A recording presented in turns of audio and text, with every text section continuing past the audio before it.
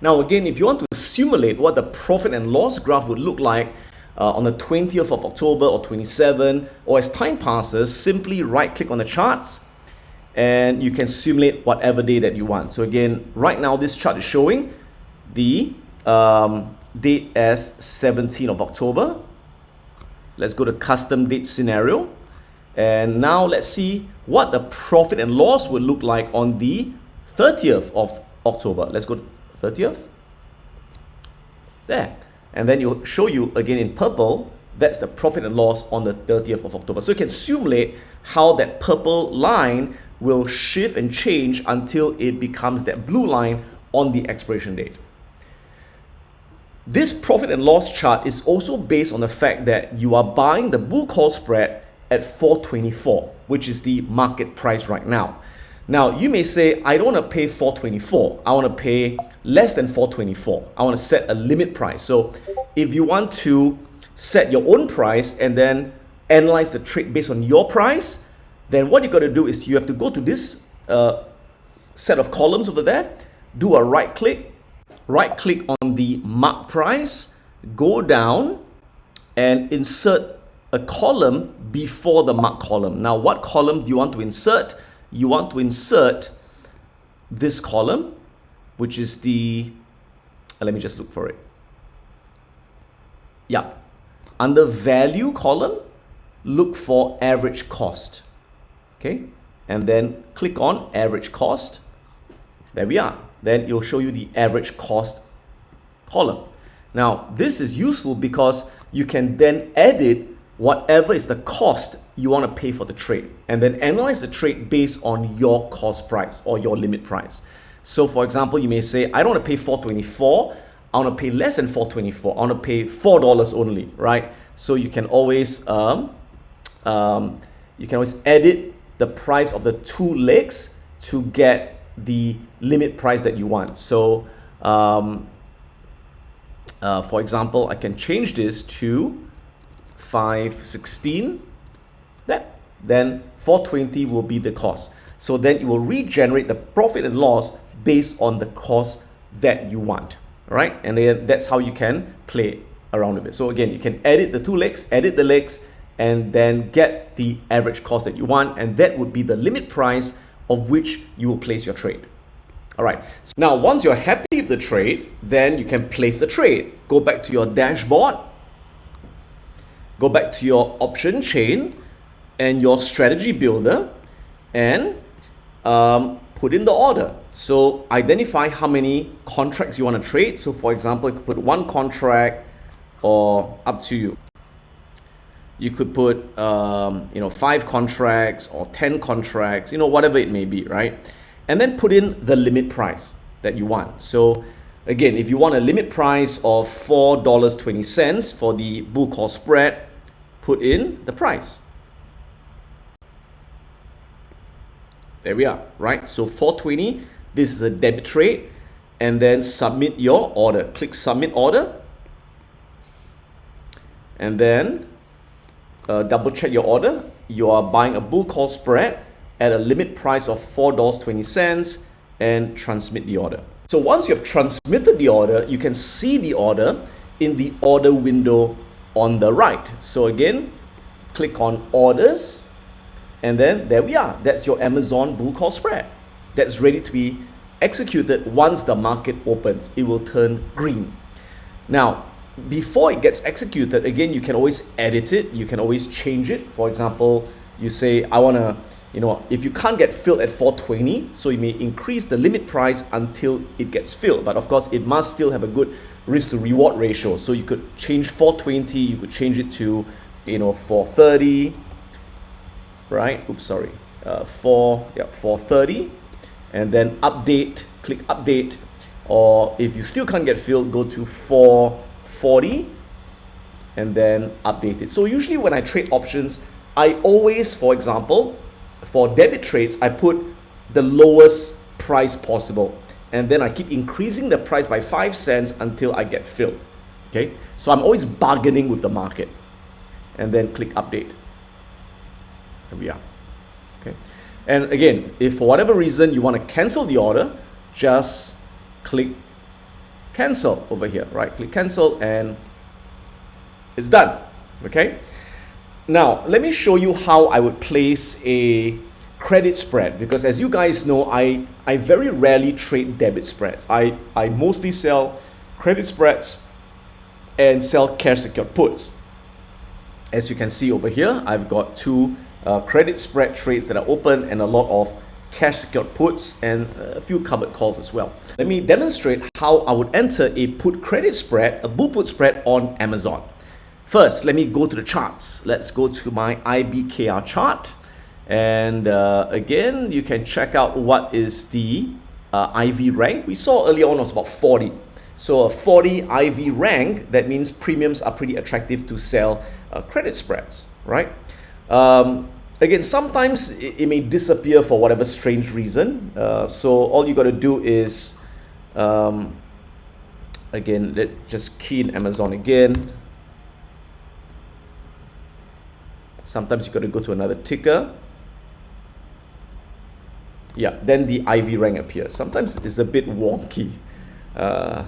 Okay, there, IV rank 41. So IV rank 41, options look attractive to sell. So for put credit spread, if you have not learned it, please learn it in our options trading course, options Iron Striker, options Iron Shell, where you can go to piranhaprofits.com to learn all our option strategies. So recall that again, for a bull put spread, what we're going to do is we're going to sell a put option out of the money below the current market price, and then buy another put option to hedge the first put that we sold. And by selling a put here, buying a put here, this creates a credit. So we collect cash up front from this trade. That's called a credit spread.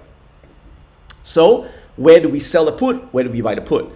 Let's go to the option chain. So go to the dashboard again and go to my option chain. Make sure you click on strategy builder to build this strategy. And let's go to the put section. Now first, let's go and choose our date to expiration. So for credit spreads, normally I choose about 30 to 45 days. So I'm going to choose the 1st December expiration date. And I'm going to sell a put at about 20 to 28 deltas. So check the delta column. Look for 20 to 28 deltas. So ideally, if I could sell at 1, 2, 3, right? So I'm going to sell a put at 1, 2, 3 and buy a put about $5 below that. So that's 118. Yep, 118. So I'm going to buy a put at 118. There we are. And what's the credit I receive? The credit is between 97 cents and $1.14. Now, always remember, for interactive brokers, when you're doing credit spreads, it must always be a negative figure. Only for interactive brokers, right? So negative means you're receiving credit. Positive means you're paying money, right? So it has to be a negative figure. Remember that, very, very important for interactive brokers platform. Now, for bull put spreads, I want to usually make sure I get a credit of at least $1 per contract for a strike width of a $5 strike width. So minimum, you can see I could put a limit order of $1, 1 credit. Again, usually I want to see if I can get a higher credit. Maybe if I can get, 110, I'll put 110. And then I'll submit the order and I'll see whether I can get filled. Usually I can't get filled, right? And then I'll go down to 108, 105. I would always bargain with the market, but the minimum is I must collect at least minimum $1 per contract for a bull put spread with a 5 strike width. Okay, so let's say I put at 105. I want to trade, for example, 10 contracts, and I will submit the trade. Now again, remember that before you submit any trade, do that same thing. Analyze the trade at the Risk Navigator, check the maximum loss, maximum profit, the profit and loss on different dates. Once you're happy, then you come back here and then you submit the trade. So I'm going to submit this trade over here, submit the trade. And there we are. This trade appears here. Okay. Bull put spread, right? Selling the 123 put, buying the 118 put. And again, you can always adjust the credit. Always ensure it's a negative number for credit spreads. Must be a negative number. Never put a positive number, right? If you put a positive number, that means you are paying money when you should be collecting money. Yeah. So again, keep bargaining down until minimum $1, and then submit and update the trade. And if you all want to cancel the trade, and you can just cancel the trade. Finally, how do you close an existing trade to take profit or to cut losses sometimes? Now, again, before I take profit or I cut loss, I would usually analyze the trade to see what the profit and loss graph looks like.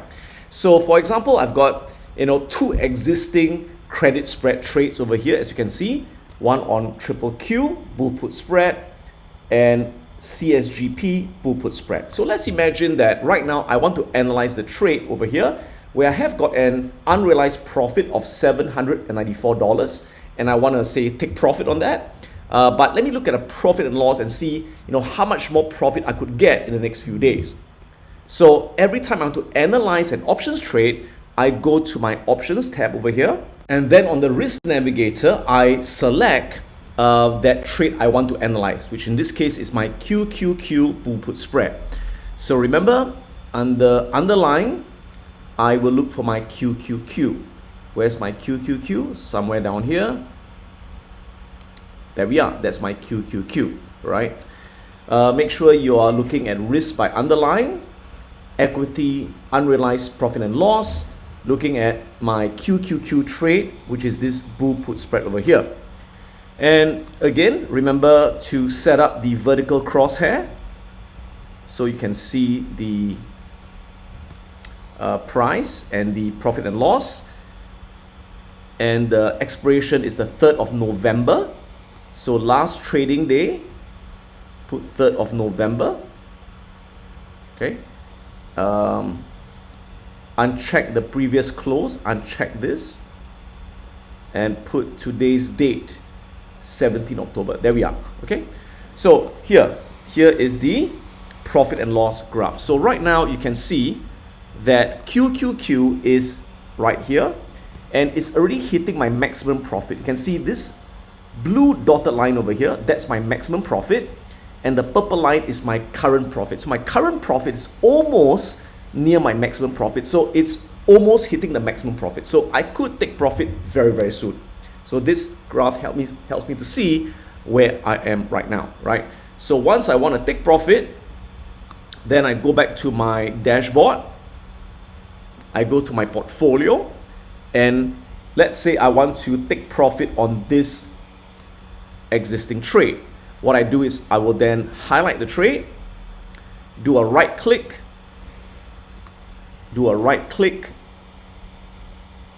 or put two fingers on your trackpad if you're using a Mac, and then simply go to close position. That's it, right? So once I click close, it will then open up this entry box where I'm going to close 21 contracts. So currently you can see I've got 21 open contracts, and I want to close the 21 contracts, and it's a sell, right? So automatically when you put close, it would sell an open position, right? And then you can put your limit price at what price you want to sell it at. Right now the market price is 9 cents. So of course the lower the better, because the lower I sell it, the more credit I keep, right? So 9 cents, maybe I put a limit price below that of say 5 cents, and then I submit it, and I'll see if I can get filled by at 5 cents. Again, you can see it appears under my order column. There we are. There it is. I'm selling my bull put spread at 5 cents negative. Must be negative for credit spread, right? And of course, if it can't get filled, then I may have to raise my limit price to 6 cents. If it can't get filled, I raise it to 7 cents, depending on how desperate I am to fill the trade. Now, eventually it will get filled when it's a high enough price, right? But of course, if I don't want to close this trade, I want to let it expire worthless, I can also do that. And eventually when it goes to zero, when the market price goes to zero, then I will get the maximum profit, which will be about 794 plus 205 remaining profit to be collected. My maximum profit will be about 994, which is almost $1,000, right? Okay, so personally, I don't want to close the trade now because I still have another $200 to collect in the next few days. So I'm going to kind of like cancel this trade. So there you are. That's how you close the trade. Now, these are all my cash secured put positions. Again, these are the ones that are already profitable. These are not profitable yet. And if I want to close the trade, same thing, right? I highlight, I right click, and just close it. And I just close it at whatever price I want to close, right? So example, ELV, I sold the put at $8. Now it's $2. So I have a profit of 612. When it goes to zero, then I'll get my maximum $1,000 profit. But if I want to take profit early and I want to close it at 237, then I would put the limit price here at 237. Or if I try my luck, I put lower, I put at $2. Try my luck, right? And then submit it. It appears on the order window, and then I could always edit the limit order until it gets filled, or I could cancel the order if I don't want to close the trade, right? So that's essentially how you enter and exit option trades with Interactive Brokers, and I also showed you how to use the Risk Navigator to analyze the profit and loss. The last thing that I can show you is to use the scanner to scan for potential trades. So let's go on to my scanner over here. And again, how do you find this scanner? Just go to New Window, click New Window, go to Scanner, and choose Advanced Market Scanner. Open it up, and you will have this scanner over here. Now, like I mentioned before, the scanner that Interactive Brokers has right now is not the best scanner. There are a lot other better scanners out there, but you have to pay for it. But it's a free scanner by IBKR, so that's the best you can get, right? So usually for me, I just simply scan for stocks with a IV rank of 30 and above, a 52-week IV rank of 30 and above. So that helps me to scan for stocks with high implied volatility, which would be attractive to sell cash secured puts and or credit spreads. So just open this up over here, and scanner name, call it whatever name you want. I just call it high IV rank scanner, okay?